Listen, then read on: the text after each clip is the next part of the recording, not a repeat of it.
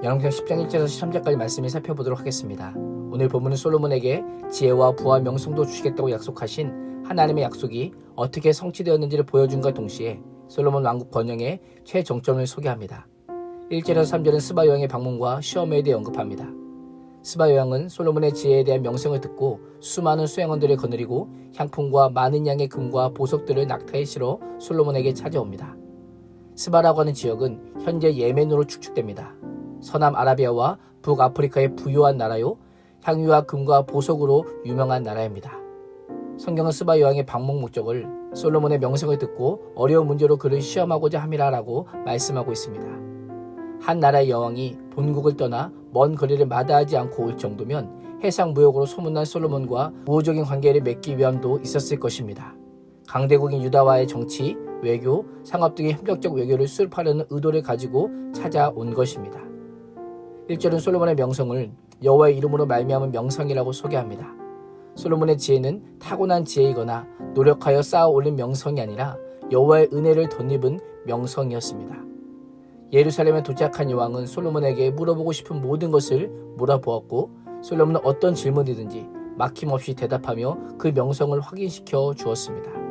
솔로몬의 이러한 모습은 하나님께서 주신 지혜가 약속하신 대로 모든 사람들보다 더 뛰어났음을 보여주고 있습니다. 4절에서 9절은 솔로몬의 지혜에 대한 스바 여왕의 반응과 찬양을 기록합니다. 스바 여왕은 솔로몬의 모든 지혜와 그가 지은 왕궁과 식탁의 음식과 신하들의 자리와 시중드는 종들의 접대와 그 옷차림새와 술 맡은 신하와 여호와의 성전에 올라가는 계단을 보고 크게 감동되었습니다. 크게 감동되다라고 하는 표현을 직역하면 그녀 안에 정신이 다시는 없었다라고 하는 의미로 어떤 상황이나 광경이 사람의 혼을 빼앗아갈 정도로 매우 압도적일 때 사용하는 표현입니다. 여왕은 이 모든 광경을 넋을잃고 보았던 것입니다. 스바 여왕이 본 지혜는 단순한 부유함과 화려함과는 전혀 다른 차원의 지혜였던 것입니다. 이것이 하나님의 지혜입니다. 로마서 11장 33절은 깊도다 하나님의 지혜와 지식의 풍성함이요 그의 판단을 헤아리지 못할 것이며 그의 길은 찾지 못할 것이로다라고 말씀합니다.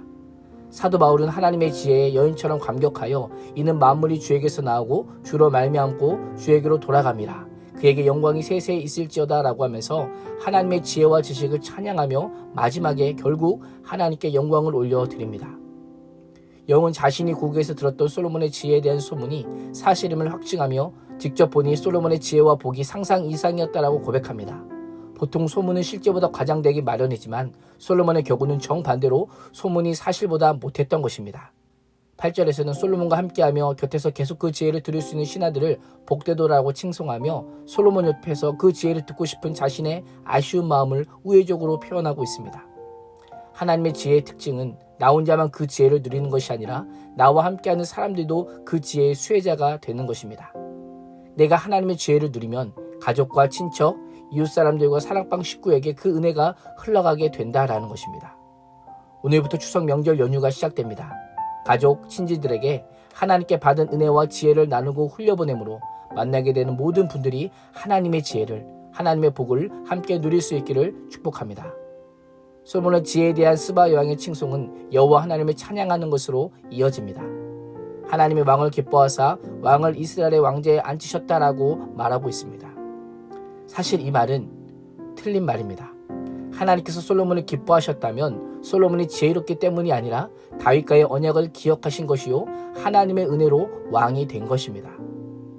여호와께서 이스라엘 영원히 사랑하셔서 솔로몬을 왕으로 삼아 정의와 공의를 행하게 하셨도다라고 합니다. 스바 여왕은 비록 이방인이었지만 하나님께서 솔로몬에게 지혜를 주신 이유를 분명하게 알고 있습니다. 오늘날도 하나님께서 각 나라와 교회와 공동체의 지도자를 세우시는 것은 그들로 하여금 하나님의 공의와 정의를 행하고 하나님의 사랑을 실천함으로 하나님께서 기뻐하시는 질서를 만들고 모두를 복되게 하기 위함입니다. 그래서 성경을 보면 정의와 공의를 행하지 않고 백성들을 사랑하지 않는 지도자들은 하나님께 버림받는 것을 우리는 보게 됩니다. 그리스도인의 존재의 목적은 하나님이 주신 지혜로 하나님의 이름이 거룩히 여김을 받게 하는 것입니다. 솔로몬은 하나님께 받은 지혜로 주변 국가들에게 여호와 이름을 알렸을 뿐 아니라 그들로 하여금 여호와께서 칭송받게 하였습니다. 하나님께서 창조하신 세계를 하나님의 지혜로 다스리며 하나님의 이름이 높여지기 위해 귀하게 쓰임받을 수 있는 인생이 될 수 있기를 축복합니다. 10절에서 13절에는 스바 여왕과 솔로몬의 선물 교환이 기록되어 있습니다. 하나님이 찬양한 스바 여왕은 낙타에 싣고 온 금 120달란트, 약 4톤과 보석과 많은 향품을 솔로몬에게 전달합니다. 스바 여왕이 솔로몬 왕에게 드린 것처럼 많은 향품이 다시는 들어온 적이 없었다라고 하며 타의 추정을 불허할 정도의 많은 향품을 주었음을 강조하고 있습니다. 솔로몬의 지혜는 이스라엘 부의 원천이 되었고 하나님께 솔로몬에게 약속하신 부가 하나님의 지혜를 통해 성취되고 있음을 알려주고 있습니다. 오빌에서는 금 외에도 백단목과 보석까지 들여왔습니다. 이러한 선물의 목록을 자세히 기록하는 목적이 무엇일까요?